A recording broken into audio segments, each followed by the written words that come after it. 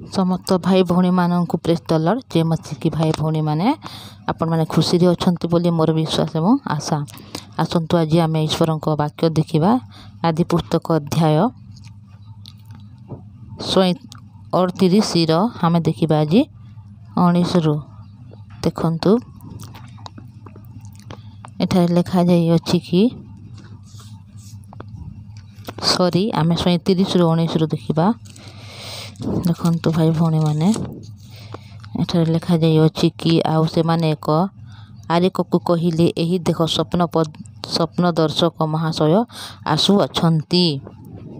आशय माने ताकू बध करी कौन से एक गातरे पकाई दे पुणी कौन से हिंस्रक जंतु ताकू खाई पकाइला बोली कहवा।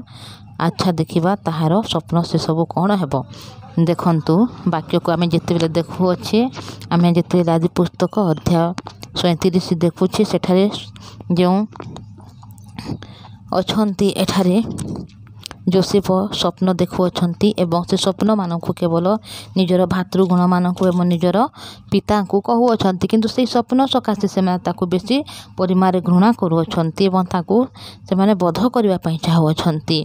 तो जेते बेले तांको पिता इस्राएल तांको पुओ को कहिले जोसेफ को कि तुमे जाए तुमर भाई मानक देखिकी आस कि से माने केउठारे अछंती बोली।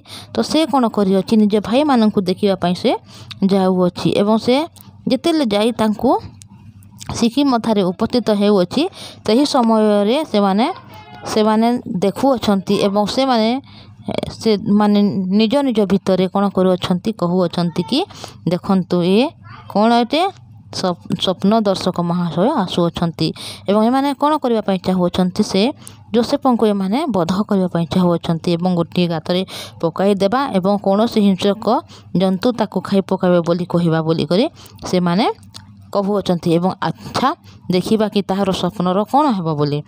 एही कथा सुनी रुबेन से मानकर हस्तरु ताकू रक्षा करी कहिला ना आमे माने ताकू प्राण रे मारी पकाइबा नहीं। देखंतु रुबेन जो बड़ भाई अच्छी से माने बड़ भाई कहूँ कि कौन आम ताकू मारिबा नहीं बरं आम कौन करवा पूरा प्राण रे मारिबा नहीं।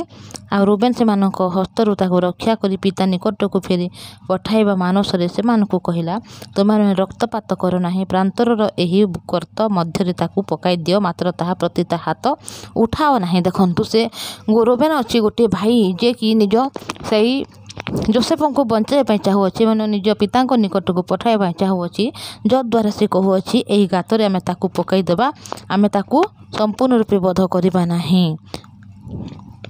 कहूअछि। अनंतर जोसेफ भाई मानक निकट को आसंते से ताहार अंगरेखा सही नाना बनर अंगरेखा ताहा देहरु काढ़ी नेले। देखंतु जेतेले बापा इस्राएल बेसी परिमाण स्नेह करुथिले जोसेफ को जद्वारा तांको पई गोटे अंगरेखा माने गोटे वस्त्र को से निर्माण करथिले बहुत प्रकार विभिन्न प्रकार रंगर। तो से रंगर थिबा सही अंगरेखा को माने कोन करूछंती तांको देहरु माने काढ़ू अछंती ताकू धरी गर्त मध्य पकाई देले सही गर्त शून्य तहिर जल नथिला। देखंतु गोटे गात मध्य कौन करूछंती जोसेफ को से माने पकाई देउछंती एवं से गात कौन अच्छी सेठारे पानी नाही ताहा होची शून्य गात। तहु से माने भोजन करने को बसिले से माने अनाई देखिले जे गिलियद एक दल इस्राएलीय पथिक ओट उपरे सुगंधी द्रव्य और गुगुल और गंधरस घिनी मिश्र देश को जाऊँगी।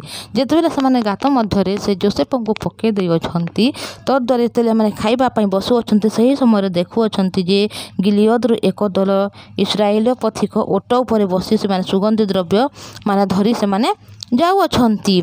सेतेबेले जिहुदा भाई मानक कहले आम मानकर भाई की बध करे ताहार रक्त गोपन कले आम मानकर लाभ कौन आस आम माने ताकू एही इस्राएल लोक मानक विक्रय करदेऊ आम मानक हस्त ताहा प्रतिकूल रे न उठू कारण से आम मानकर भ्राता और आम मानकर मांस स्वरूप तहिरे ताहार भाई माने सम्मत हेले। देखंतु एठारे जिहुदा एठारे कौन करूछन जितेले 12 भाई मानक मध्य गोटे भाईर नाम होची जिहुदा।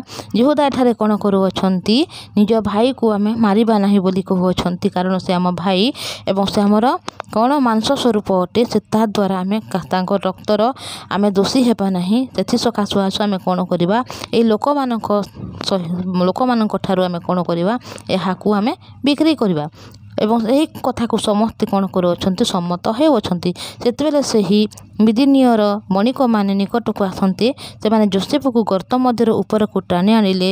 ପୁଣି ଇସ୍ରାଏଲୀୟମାନଙ୍କ ଠାରୁ 20 ରୌପ୍ୟ ମୁଦ୍ରା ନେଇ ଯୋସେଫକୁ ବିକ୍ରୟ କରିଦେଲେ। ଦେଖନ୍ତୁ ଏଠାରେ 20 ରୌପ୍ୟ ମୁଦ୍ରା ନେଇ କ'ଣ କରୁଅଛନ୍ତି ଯୋସେଫଙ୍କୁ ସେହି ବଣିକମାନଙ୍କ ସହିତ ବିକ୍ରି କରିଦେଉଛନ୍ତି। ତହିଁରେ ସେମାନେ ଯୋସେଫକୁ ମିଶର ଦେଶକୁ ନେଇଗଲେ ଏବଂ ଏଠାରେ ଯୋସେଫଙ୍କୁ ସେହିମାନେ କ'ଣ କରୁଅଛନ୍ତି ମିଶର ଦେଶକୁ ନେଇଯାଉଅଛନ୍ତି। ଅନନ୍ତର ରୁବେନ ଗର୍ତ୍ତ ନିକଟରେ ଫେରି ଯାଇ ଯୋସେଫ ଗର୍ତ୍ତ ଭିତରେ ନାହିଁ ଏହା ଦେଖି ଆପଣା ବସ୍ତ୍ର ଚିରିଲା। ଦେଖନ୍ତୁ ରୁବେନ ନିଜ ଭାଇକୁ ବଞ୍ଚାଇବା ପାଇଁ ଚାହୁଁଅଛି, କିନ୍ତୁ ଯେତେବେଳେ ଗର୍ତ୍ତରେ ପକାଇ ଅଛନ୍ତି ସେ ବିଷୟ ସେ ଜାଣିଅଛି। ଯେତେବେଳେ ଫେରି ଦେଖୁଅଛି ନିଜ ଭାଇକୁ ଗର୍ତ୍ତ ଭିତରକୁ, ତ ସେମାନେ ତାକୁ ତ ବାହାର କରି ବଣିକମାନଙ୍କ ସହିତ 20 ରୌପ୍ୟ ମୁଦ୍ରାରେ ବିକ୍ରୟ କରିଦେଇଛନ୍ତି। ଏହି ବିଷୟକୁ ରୁବେନ କେବେ ମଧ୍ୟ ଜାଣିନଥିଲେ। ତଦ୍ୱାରା ସେ କ'ଣ କରୁଛନ୍ତି ନିଜ ବସ୍ତ୍ରକୁ ଚିରୁଅଛନ୍ତି। ପୁଣି ଭାଇମାନଙ୍କ ନିକଟକୁ ଫେରିଆସି କହିଲେ, ବାଲକଟି ନାହିଁ, ଆଉ ମୁଁ କେଉଁଠାକୁ ଯିବି?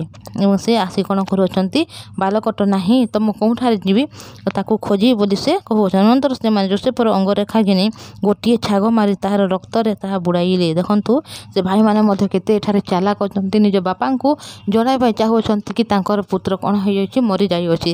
ତଦ୍ୱାରା ସେମାନେ କ'ଣ କରୁଛନ୍ତି ଗୋଟିଏ ଛାଗକୁ ବଧ କରୁଅଛନ୍ତି ଓ ଯେଉଁ ଅଙ୍ଗରେଖାକୁ ସେମାନେ ଯୋସେଫଙ୍କ ଶରୀରରୁ ବାହାର କରିନେଇଥିଲେ ସେ ଅଙ୍ଗରେଖାରେ ସେ ତାକୁ କ'ଣ କରୁଅଛନ୍ତି ସେ ରକ୍ତକୁ ଏଠାରେ ପକାଇଅଛନ୍ତି।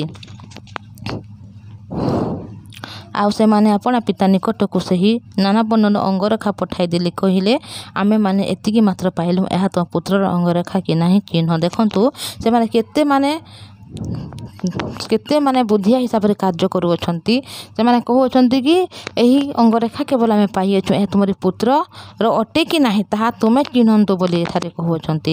କାରଣ ସେମାନେ କେବେ ବି ଆମ ଉପରକୁ ଏହି ବିଷୟ ନ ଆସୁ, ବାପା କେବେ ବି ଆମମାନଙ୍କୁ ନ ଭାବନ୍ତୁ କି ଆମେ ତାଙ୍କର କୌଣସି ବିଷୟ ଖରାପ କରିଅଛୁ ବୋଲି। ସେଥିପାଇଁ ସେମାନେ ସମସ୍ତ ବିଷୟରେ ବଞ୍ଚୁଅଛନ୍ତି। ତ ଆମେ ସମସ୍ତ ବିଷୟ ଧୀରେ ଧୀରେ ଆଗକୁ ଦେଖିବା ଭାଇ ଭଉଣୀମାନେ। ଆମେ ଦେଖିବା ଯୋସେଫ ଯେତେବେଳେ ମିଶ୍ର ଦେଶକୁ ଯାଉଛନ୍ତି ସେ କ'ଣ ହେଉଛନ୍ତି ଏବଂ ଯେଉଁ ସ୍ୱପ୍ନ ସେ ଦେଖିଅଛନ୍ତି ସେ ସ୍ୱପ୍ନ କ'ଣ ପୁରା ହେଉଛି। ନିଜ ଭାଇମାନେ ଏଠାରେ କ'ଣ କରିବେ ଏବଂ ନିଜ ବାପା ମଧ୍ୟ କ'ଣ କରିବେ, କାରଣ ସେ ଯୋସେଫଙ୍କୁ ଅଧିକ ଭଲ ପାଉଥିଲେ।